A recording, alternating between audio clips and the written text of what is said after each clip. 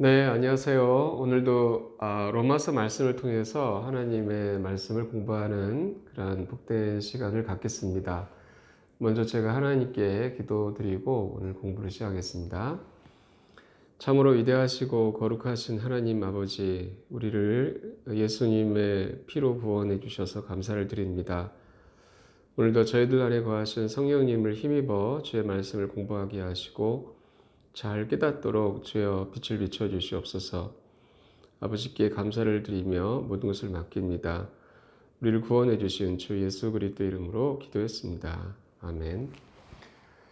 자, 오늘은 로마서 9장 1절 말씀부터 하나님 말씀을 살펴볼 예정인데요. 전체적인 말씀의 제목은 성령님 안에서라는 제목을 가지고 오늘 공부하겠습니다.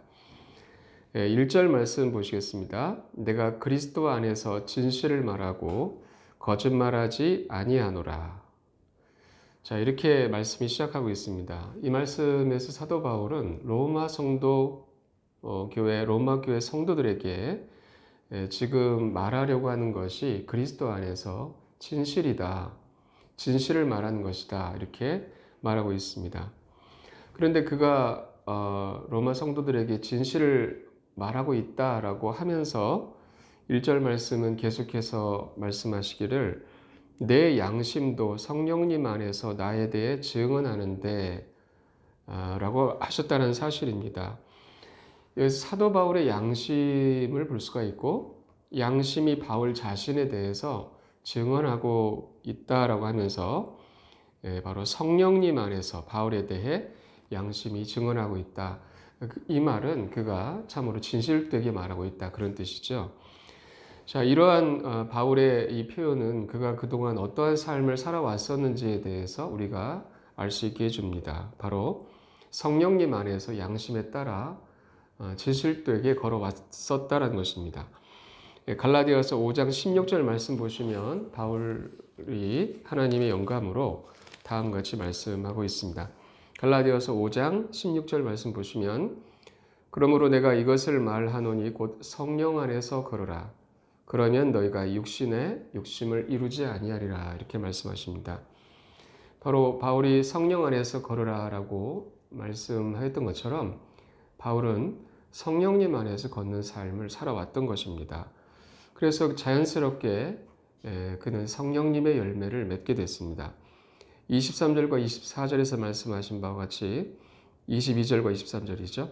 그러나 성령의 열매는 사랑과 기쁨과 화평과 오래 참음과 부드러움과 선함과 믿음과 온유와 절제니 이 같은 것들을 대적할 법이 없느니라. 이렇게 말씀하고 있습니다. 이처럼 바울은 늘 성령님 안에서 계속해서 걸어왔기 때문에 이런 성령의 열매를 맺고 있었던 것입니다. 그런데 성령의 열매에 대해서 에베소서 5장 9절에서는 특별히 이렇게 말씀하고 있습니다. 에베소서 5장 9절 말씀을 읽어드리면 성령의 열매는 모든 선함과 의와 진리 안에 있느니라. 이렇게 말씀을 하고 있습니다. 자, 바울이 성령 안에서 주님 믿고 난 뒤에 성령님 안에서 계속해서 걸어오면서 열매들을 맺었을 때 모든 선함과 의와 진리 안에 있는 성령의 열매 이렇게 말하고 있습니다. 바로 여기서 우리가 볼 수 있는 것이 진리를 볼 수 있습니다. 이것은 성령님 안에서 걸어가면 진리의 삶을 살아가게 된다 라고 말하고 있습니다. 자, 오늘 본문의 말씀에서 사도 바울이 로마서 9장 1절에서 말씀하신 바와 다르지 않습니다. 내가 그리스도 안에서 진실을 말하고 거짓말하지 아니하노라. 내 양심도 성령님 안에서 나에 대해 증언한다라고 말씀하였던 것과 같은 맥락인 것입니다.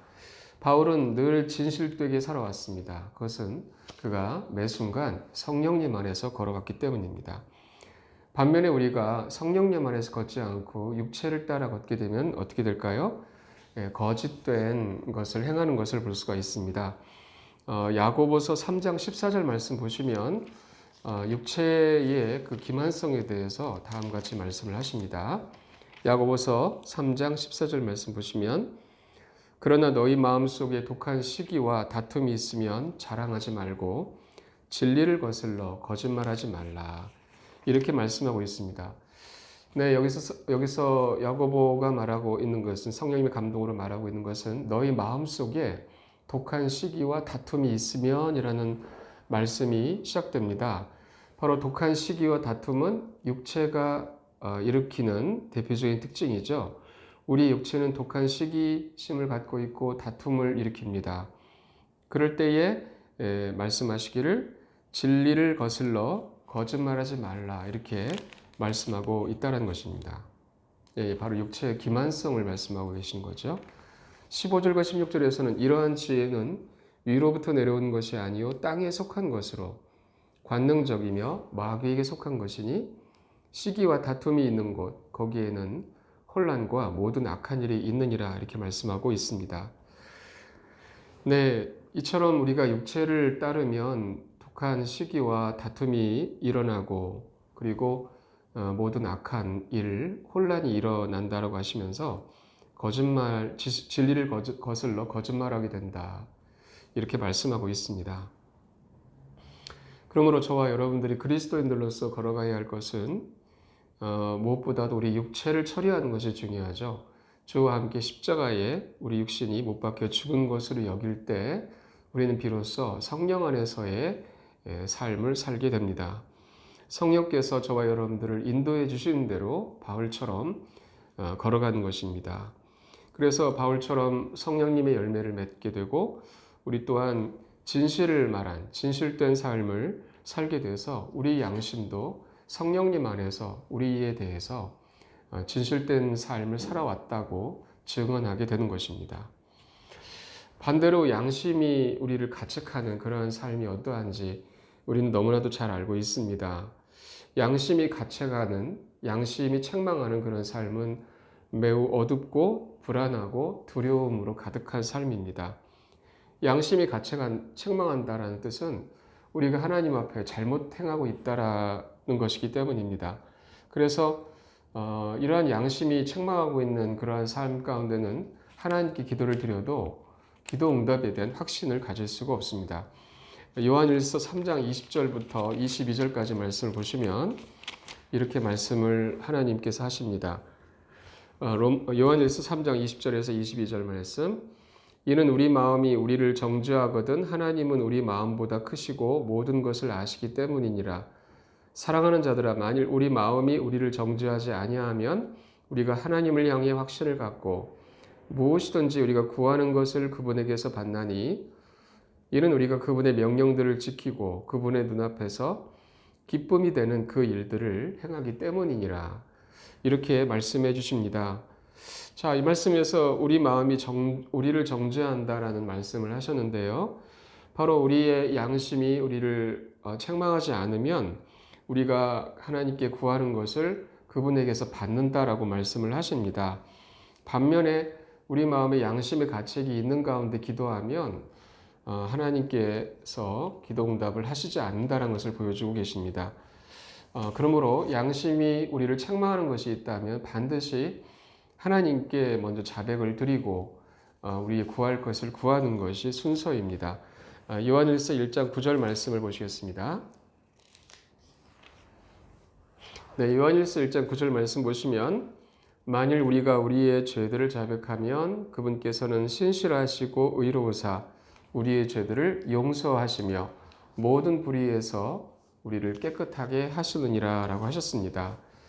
자, 하나님께서는 참으로 신실하십니다. 어떤 신실하심입니까? 우리가 양심에 따라 가책이 있을 때 죄를 자백하면 우리를 용서하시고 모든 불의에서 우리를 깨끗하게 하시는 그 일에 신실하시다라고 말씀하고 있습니다.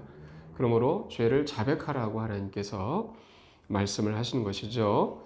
그리고 십자가에 저와 여러분들이 주님과 함께 못 박혀 죽은 자들로 성령 안에서 걸으시기를 바랍니다. 왜냐하면 성령님은 우리를 진리 가운데로 인도하시기 때문에 진실되게 삶을 인도하시기 때문입니다. 그래서 우리가 양심의 가책을 받지 않고 하나님 앞에 언제나 확신이 있게 하시고 하나님께 기도할 때마다 확신을 갖고 응답받는다는 확신을 갖고 기도하게 하시는 것입니다. 그래서 이처럼 성령님 안에서 걷는 삶이야말로 자유로운 삶이고 또 기도 응답받는 삶이라는 것을 우리가 볼 수가 있습니다. 자, 다시 본문의 말씀으로 돌아가서 로마서 9장 2절의 말씀을 보시겠습니다. 예, 로마서 9장 2절 보시면 내게는 마음속에 큰 근심이 있고 계속해서 슬픔이 있노라 이렇게 말하고 있습니다.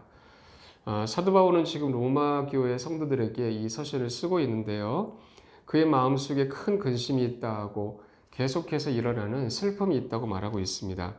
자, 그것이 무엇일까요? 3절 말씀 보시면 육체에 따른 내 형제들, 내 친족들을 위해서라면 나 자신이 그리스도로부터 저주받기를 바랄 수도 있으리니 이렇게 말하고 있습니다. 바울의 큰 근심이 무엇인지 계속해서 그의 마음에 일어나고 있는 그 슬픔이 무엇인지 알 수 있습니다. 바로 그의 형제들 때문입니다. 이스라엘 사람들 때문입니다. 그들이 구원받지 못했기 때문입니다. 그래서 그들이 구원받기를 간절히 바라는 마음으로 그들을 위해서라면 나 자신이 그리스도로부터 저주받기를 바랄 수도 있었을 것이다. 이렇게 사도 바울이 말하고 있는 것입니다. 자, 이것은 사도 바울이 자신의 친족들, 형제들을 얼마나 사랑하고 있는지를 우리들에게 표현하고 있습니다. 이 마음은 바울의 마음이 아니라 바로 바울 아래 거하시는 주님의 마음입니다. 마태복음 23장 37절 말씀을 보시면 예수님께서 다음과 같이 말씀을 하십니다. 마태복음 23장 37절을 보시겠습니다. 오 예루살렘아 예루살렘아 대언자들을 죽이고 내게 보낸 자들을 돌로 치는 자야 암탉이 자기 병아리들을 자기 날개 아래에 모음같이 내가 얼마나 자주 내 자녀들을 함께 모으려 하였더냐 그러나 너희가 원치 아니하였도다 이렇게 말씀하고 있습니다.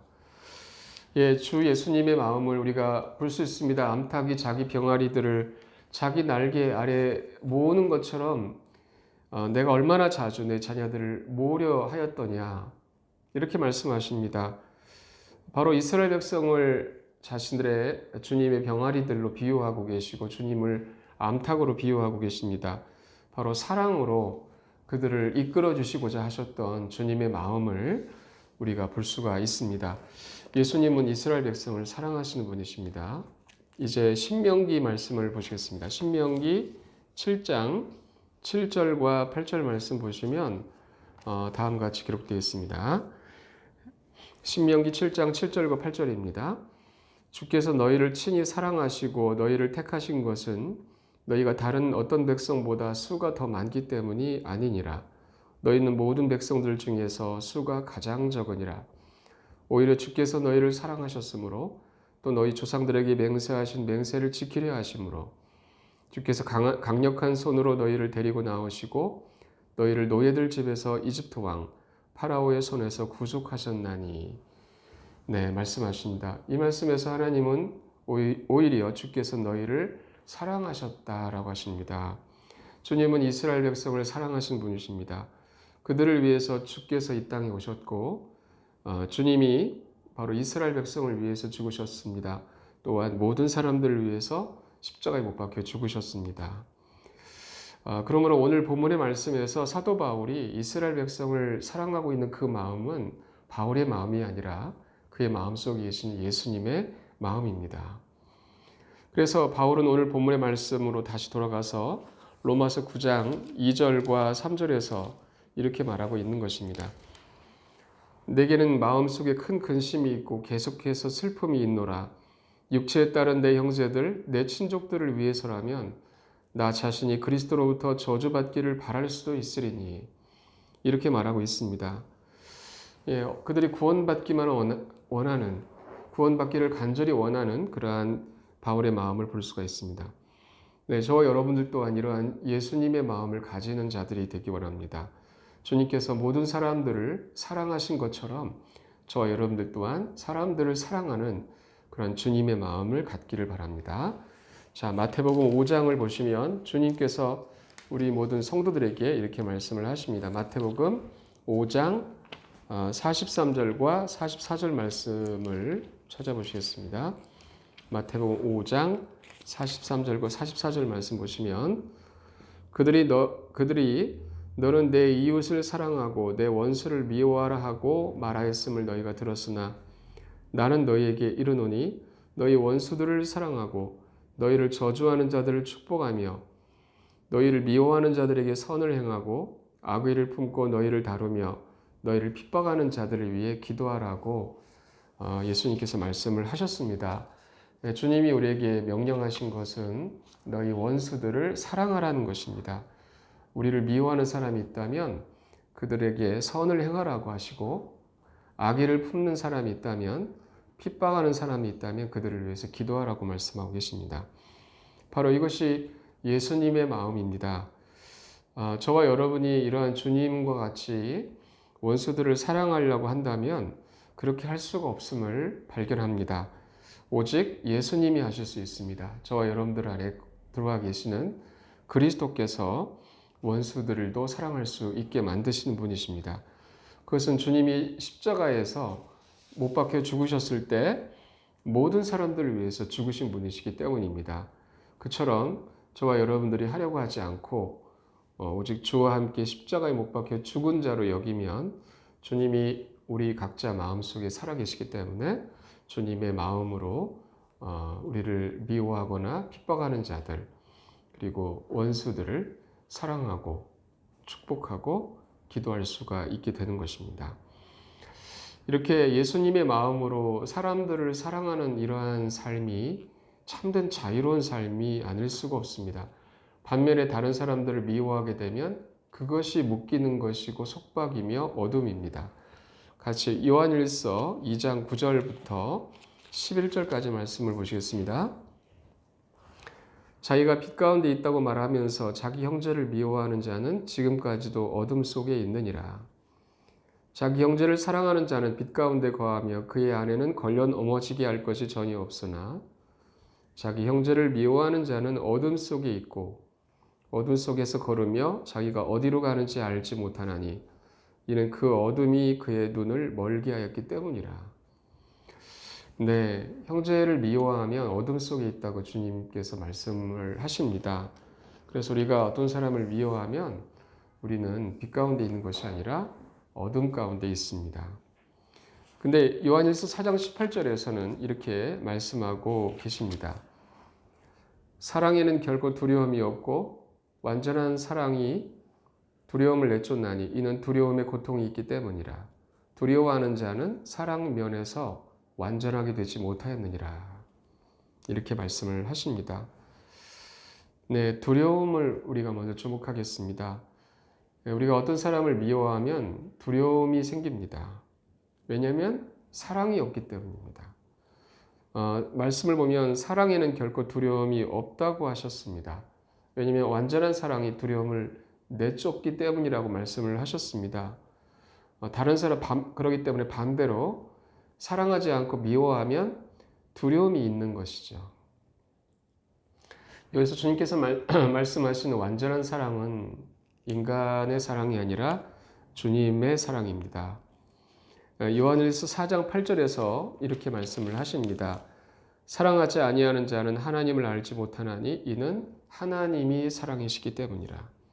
예, 하나님께서 사랑이십니다. 저와 여러분들 안에 거하고 계시는 주님이 사랑이십니다.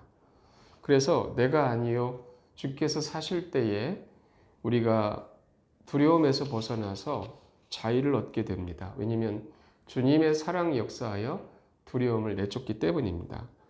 그러므로 우리가 예수 그리스도와 함께 십자가에 못 박혀 죽은 자로 여길 때 예수님이 사심으로 비로소 원수들을 사랑하게 되는 삶을 살 수가 있고 이것이 하나님께서 말씀하시는 이것이 빛이고 이것이 자유라고 하십니다. 그래서 우리 안에 예수 그리스도의 사랑으로 가득하게 되기를 원합니다. 자, 다시 로마서 9장 이번에는 4절 말씀을 보시겠습니다. 9장 4절을 보시면 그들은 이스라엘 사람들이라 그들에게는 양자 삼으심과 영광과 언약들과 율법을 주심과 하나님을 섬김과 약속들이 속해 있고 라고 하십니다. 예, 여기서 사도 바울이 지금 누구에 관하여 근심하고 슬퍼하고 있는지를 말하고 있습니다. 바로 이스라엘 사람들이다 라고 말씀을 하면서 그들에 대해서 여러 가지를 언급하고 있는데 그 가운데 영광이라는 단어를 우리가 주목하기 원합니다. 여기서 말씀하고 있는 영광이란 것은 바로 하나님의 영광입니다. 출애굽기 33장 18절 말씀을 보시겠습니다. 출애굽기 33장 18절 말씀을 보시면 이렇게 기록되어 있습니다. 그가 이르되 간청하건대 주의 영광을 내게 보여주소서 하매. 여기서 모세가 하는 말입니다. 하나님께 간절히 구하고 있는 것은 주의 영광을 내게 보여달라는 것이었습니다. 바로 이스라엘 백성에게 영광은 하나님이십니다. 하나님께서 바로 그들의 하나님이 되셨기 때문입니다. 같이 신명기 4장 23절 말씀을 보시겠습니다. 신명기 4장 23절 말씀 보시면 이렇게 써 있습니다. 너희는 스스로 조심하여 주 너희 하나님께서 너희와 맺은 그분의 언약을 잊지 말고 너희를 위해 주 내 하나님께서 내게 금하신 대로 어떤 새긴 형상이나 어떤 것의 모습도 만들지 말라고 하나님께서 명령하십니다. 하나님께서 이스라엘 백성에게 하나님 자신에 대해서 말씀하실 때는 주 너희 하나님, 주 내 하나님 이렇게 말씀을 하십니다. 바로 하나님께서 그들의 하나님이시라는 것을 계속해서 말씀하시는 것입니다. 하나님께서 이스라엘 백성에게 성막을 짓게 하셨고 그 지어진 성막의 지성소 안에 주께서 거하셨습니다. 바로 주님의 영광을 그들 한가운데 두신 것입니다. 바로 이것이 이스라엘 백성에게 있었던 놀라운 특권이었습니다. 자, 이처럼 우리가 오늘날 교회를 한번 생각해 보면 교회 안에 주님의 영광이 있다라는 것을 볼 수가 있는 것이죠. 다 같이 고린도전서 3장 16절 말씀을 보시겠습니다. 고린도전서 3장 16절 말씀 보시면 너희가 하나님의 성전인 것과 하나님의 영께서 너희 안에 거하시는 것을 너희가 알지 못하느냐라고 말씀을 하십니다. 오늘날 성전은 건축물이 아니라 구원받은 성도들의 모임입니다. 바로 교회가 하나님의 성전이라고 말씀하고 있습니다. 교회가 하나님의 성전인 까닭은 교회 안에 하나님의 영께서 거하시기 때문이라고 하십니다. 오늘날 예수 그리스도의 이름으로 모인 거듭난 성도들의 모임인 교회가 성전으로서 하나님의 영께서 우리 안에 거하고 있습니다.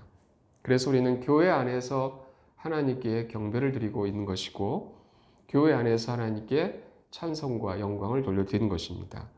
이처럼 우리가 교회로 모일 때마다 주의 영광이 우리 한가운데 계심으로 인하여 하나님께 감사를 드립니다. 또한 우리가 주님의 영광을 바라볼 수가 있다는 사실에 대해서도 감사를 드립니다. 고린도 후서 3장 17절과 18절 말씀 보시면 이렇게 써 있습니다. 그런데 주께서는 그 영이시니 주의 영께서 계신 곳 거기에는 해방의 자유가 있느니라.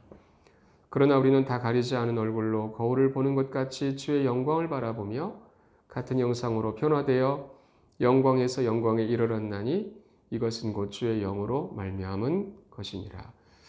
네, 우리 각자 안에 계신 성령님께서 역사하셔서 우리 마음에 자유함을 주실 뿐만 아니라 주의 영광을 바라볼 수 있게 해주신다라고 말씀을 하십니다. 자, 이렇게 교회 안에 주의 영광을 볼 수 있게 해주신 주님을 찬양하고 높여드리기를 원합니다. 오늘 여기까지 공부하고 제가 기도하고 마치겠습니다. 기도하겠습니다. 사랑하는 하나님 아버지, 참으로 바울이 이스라엘 백성을 사랑하여 그들을 위해서라면 자신이 저주받기를 바랄 수도 있었을 것이다 라고 말할 정도로 그들을 사랑하는 마음이 있었습니다. 이처럼 저희들도 주님의 마음으로 사람들을 사랑하도록 인도해 주시옵소서. 그것이 빛이고 그것이 자유입니다.